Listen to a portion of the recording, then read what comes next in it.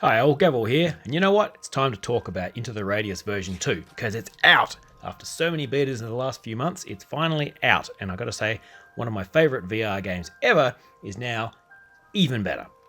So what is it, Into the Radius? Well, players are basically sent stalking out into what's called the Radius, or I think it's the Pachorsk Radius Zone.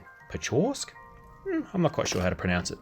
But anyway, physics-based interaction, realistic weapon handling, moody atmosphere, all that sort of thing. Open world exploration, you've got climbing, you've got stealth, you've got a dynamic day and night cycle. What's new between version 1 and 2? You know what, the two most noticeable things that were different between version 1 and version 2 were that back in version 1, all the different creatures you used to kill would drop an artifact. Now, in the zone there are artifacts which you can pick up. Some of them are for missions, some of them actually do things, some of them are just for money, and you get most of them out of anomaly fields. The other one being that instead of having one ginormous map which caused all sorts of performance issues, you have a bunch of interconnected, more tightly focused maps. It's a lot better for performance. Now, apart from that, it looks really good. I think it looks better, it performs better. I find that there's far less artifacting. There's better enemy variety. They've rejigged some of them. There's things like spawns and fragments and mimics. They were all in version 1 as well. There's multiple types of mimics, policeman mimics, and there's mimic soldiers. Some of them have rifles, some of them have submachine guns, and so on.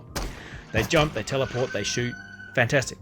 You've also got this all new system called the Tide system, which is fantastic. Basically, the Tide system resets the map and it teleports the player somewhere randomly on that map.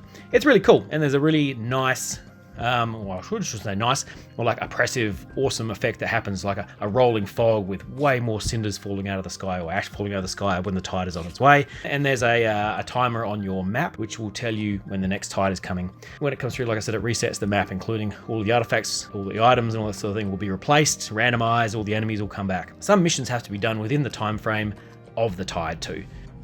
There's also security levels now, so there's like a progression system. So instead of just being able to get money and buy whatever you want, whenever you want, you get like progression missions. And as you do your normal missions, you get money. And then when you do a full-on progression mission, that'll unlock the next security level, which will unlock the next level of gear, guns, armors, and ammos, and all that sort of thing, equipments.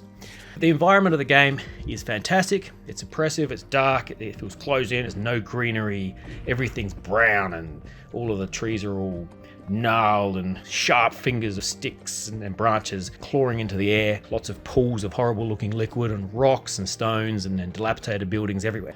It just works. It's a good environment and an excellent atmosphere to be working in. You feel like you're journeying out into a hostile environment.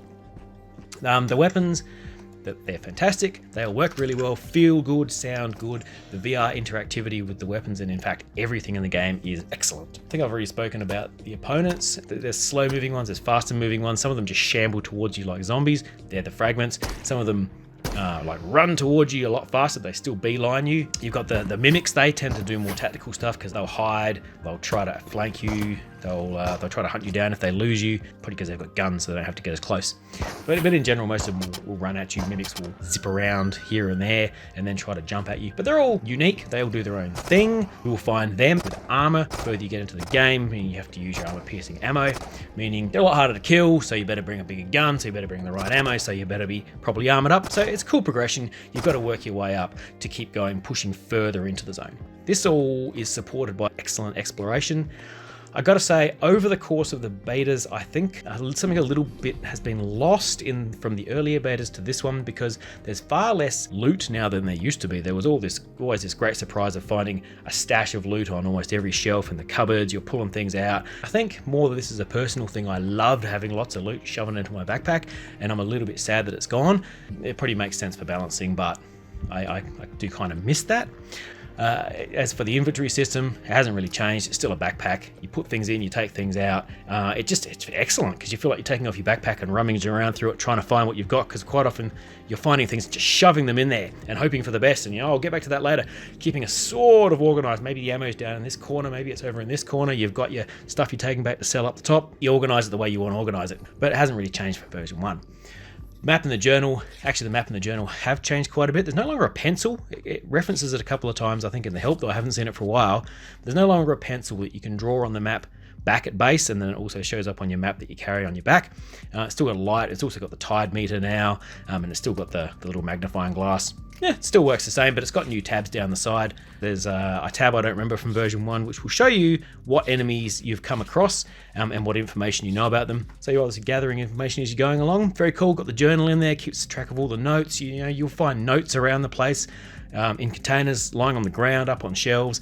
When you're out there exploring, you can use those to track down. It might say, I did something, hey, I had to run away and I left everything in a pipe and the pipe was near XYZ. So then you'll go out tracking and try to manually find it yourself.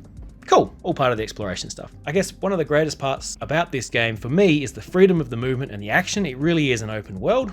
You just jump in, you can either take a mission and go do it and also explore, or you can just wander around and do whatever you like, killing things however you want, or sneaking or looting or whatever it is you want to do. There is an abundance of player agency, which is a term that I love. Player agency, the ability to do whatever you want. So when I think of something that I want to do and I go and give it a go, in this game, almost every time I can accomplish what it is that I had in my mind that I set out to do, and in the way that I wanted to do it. Like, you're not really locked into a way to do anything. And the more you get used to it, the more it becomes a system or a paradigm that is natural. It's like it'd be the way you do it in the real world. And so it just feels like you're there and you're doing stuff, and the fact you can fill up your little base with all the crap you find lying around in the zone, and you can arrange it however you want, and it's all freeform, and you can throw stuff randomly around if you like.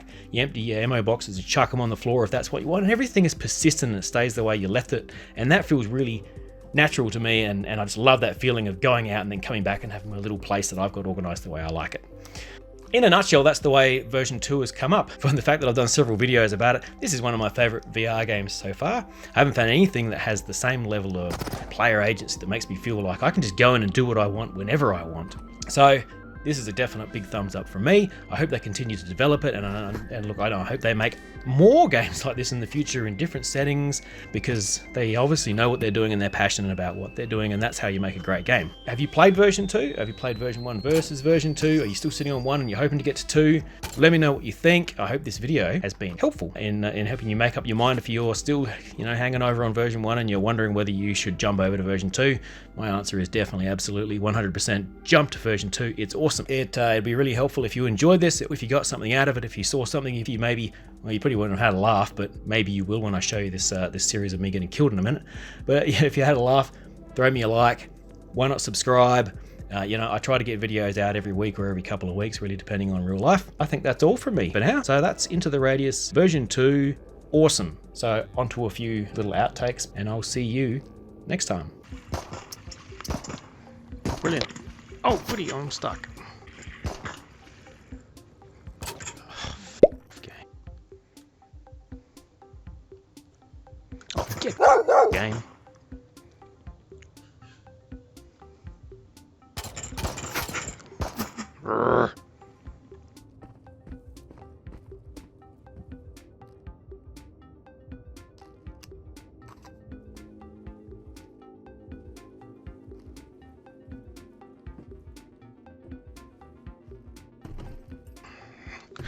You bitch.